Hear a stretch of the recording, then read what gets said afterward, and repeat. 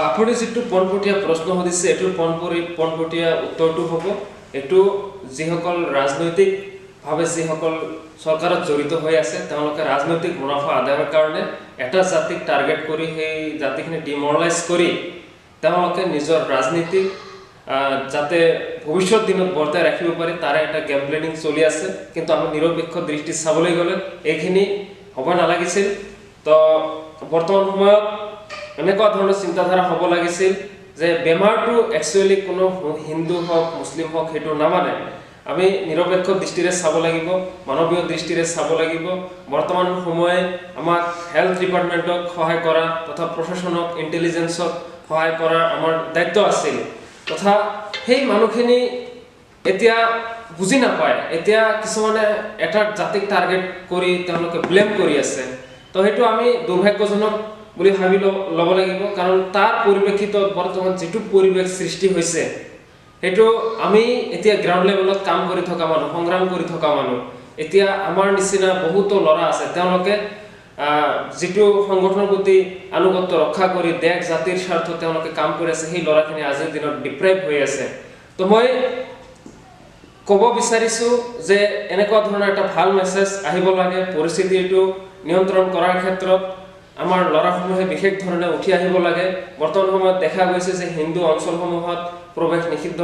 বুলি ঘোষণা কৰা হৈছে ইতিমধ্যে কিছুমান জায়গাত সাইনবোৰ্ড আদিও বেনাৰ পোষ্টাৰিং কৰা হৈছে তো সেইবিলাক মুঠে হ'ব নালাগিছিল পৰিস্থিতি সময়ৰ তাগিদাত যিখিনি কাম কৰিব লাগে সেইখিনি কাম কৰি আগুৱাই যাও নহলে এই সভ্যতা সংস্কৃতিয়ে মানৱতাক কোনোদিনে ক্ষমা নকৰিব তো আজি এটা জাতিক টাৰ্গেট লৈ এইখিনি কৰাটো একদম জধা মূৰ্খামিৰ কাম হ'ব আপোনালোকে চাওক অসমখনত তথা অসমখনৰ কথা নকওঁ গোটেই ভাৰত দেশখনৰ কথা কওঁ যেটো প্ৰথম সিম্পটমছ দেখা দিছিল এটো আমাৰ বিদেশৰ পৰা যেটো সিঙ্গাৰ আছিল যিজনী কণিকা কাপুৰ তেওঁ বিদেশ ভ্ৰমণৰ পৰা আহি তেওঁ কোনোবা এটা পাৰ্টিত অংশগ্ৰহণ কৰিছিল তাৰ পিছৰ পৰা তেওঁ সেলিব্ৰিটি মানুহ গতিকে তেওঁৰ যেটো বস্তুটো বিশেষ ধৰণে ভাইৰেল হৈ গ'ল যে অমুকে আক্ৰান্ত হৈছে তাৰ পৰিপ্ৰেক্ষিতত হাই এলাৰ্ট ঘোষণা কৰা হ'ল লকডাউন আহিল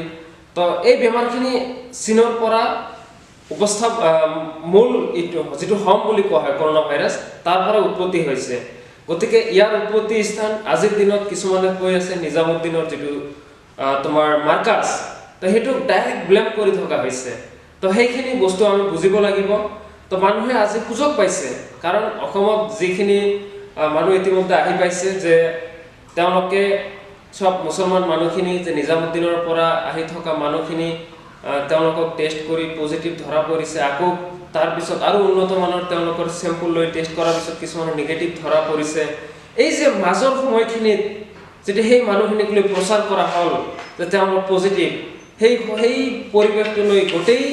অসমখনত যেটো পৰিৱেশ দেখা দিলে সেইখিনি লৈ আমি খুবেই চিন্তিত মুছলমান সমাজ যে সেই দুই এজন ব্যক্তিৰ কাৰণে আসলতে আমি সেইখিনি ভুগিবলগীয়া হৈছে আজিৰ দিনত তো তথাপিও নিৰপেক্ষ দৃষ্টিভংগীৰে আমি চাব লাগিব আজিৰ দিনত সোশ্যাল মিডিয়াত কিছুমান নিৰপেক্ষ ভাৱধাৰাৰ মানুহ আছিল তো সেই ভাৱধাৰাৰ মানুহবিলাকক আজিৰ দিনত তেওঁলোকৰ যেটো স্বৰূপ যেটো মুখা পিন্ধা যেটো স্বভাৱ এটো আমি দেখা পালো যে কোনে কিমান নিৰপেক্ষ ভাৱধাৰাৰে অসম ভাৰতবৰ্ষখন আগুৱাই লৈ যোৱাৰ চিন্তা চৰ্চাৰে তেওঁলোকে কাম কৰি আছে যে আজিৰ দিনত তেওঁলোকেই কৈ আছে যে এটো কিমান সভ্য জাতি হ'ব পাৰে কিমান গোৰা হ'ব পাৰে এওঁলোকৰ কাৰণে আজি গোটেই অসমখন বিপদত পৰিবলগীয়া হৈছে তো এইখিনি এটা জাতিক টাৰ্গেট কৰাটো একদমে মূৰ্খামিৰ কাম তো এইখিনি আমি ভাবিব লাগিব যে এইখিনি বিদেশৰ পৰা সংক্ৰমিত হোৱা এটা বেমাৰ ইয়াৰ সংস্পৰ্শত যিজনে আহিব তেওঁ সংক্ৰমিত হোৱাৰ সম্ভাৱনা আছে যদি তেওঁ ৰোগ প্ৰতিৰোধী ক্ষমতাটো দুৰ্বল হয়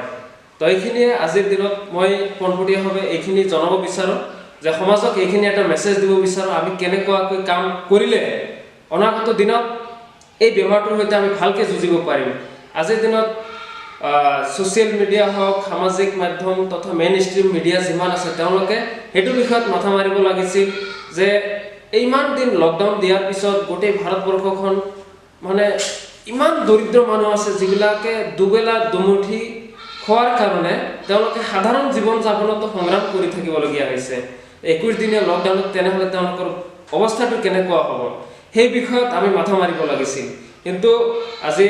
তাৰ কমপ্লিট এটা বিপৰীত চৰিত্ৰ দেখা পাই আছো গতিকে এখিনি আমি সব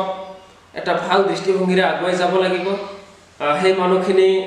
প্ৰতি যে আজিও চৰকাৰী সাহায্য ঢুকি পোৱা নাই সেইখিনিহে আমাৰ ছ'চিয়েল মিডিয়াত চৰ্চা হ'ব লাগে তো এইখিনিয়ে ক'লো মই বৰ্তমানলৈকে